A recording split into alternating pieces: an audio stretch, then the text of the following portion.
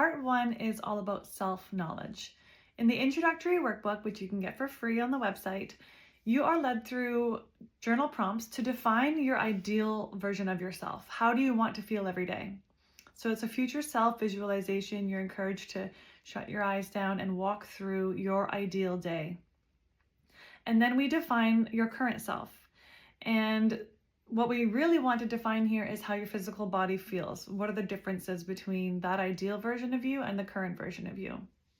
There might be a lot of things that you put up with and call your normal that you don't have to live with. For example, when I first got into my health journey, I had undiagnosed celiac disease, and the symptoms of that crept up on me and became my normal slowly. So I didn't really realize that I was feeling worse and worse until I reached a breaking point. And honestly, it wasn't even my own breaking point that inspired me to change. It was an assignment in college in an elective, Health 110, and we did a behavior change assignment.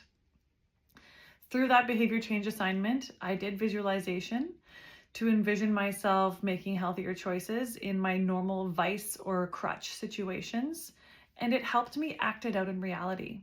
When I was tempted to eat things that I knew bothered my digestion, I had already visualized myself saying no thank you and feeling better, so my psyche got a practice run, and then in real life I was able to do it.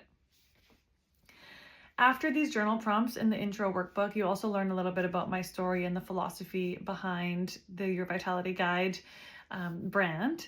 You are given a 10-day self-observation template. And this is a food diary template, but if food diary triggers you, if writing down what you eat is not healthy for your mental health, then you can also just observe yourself and how you feel in your body throughout the day. You might notice patterns without having to write down foods. That's why we call it self-observation and not just a food journal. But the food journal that I was led to do in Health 110 was very powerful for me. Once I wrote everything down, I could objectively view patterns, and I had some hints before I even took this information to the doctor about what might be at issue for me. And then I used an integrated healthcare approach to become diagnosed with celiac disease.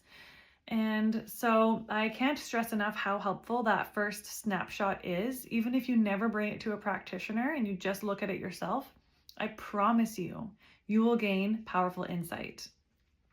And the clients that come to me with a 10-day record of their usual diet and symptoms are the ones that see the most dramatic change, because that's evidence for me to be able to see patterns with you and for you. So in the intro workbook is all about observing objectively, envisioning your best, and defining your current situation. Define what's holding you back from feeling your best, and identify the symptoms that you want to transform. Not until you fully acknowledge what's holding you back can you work on it.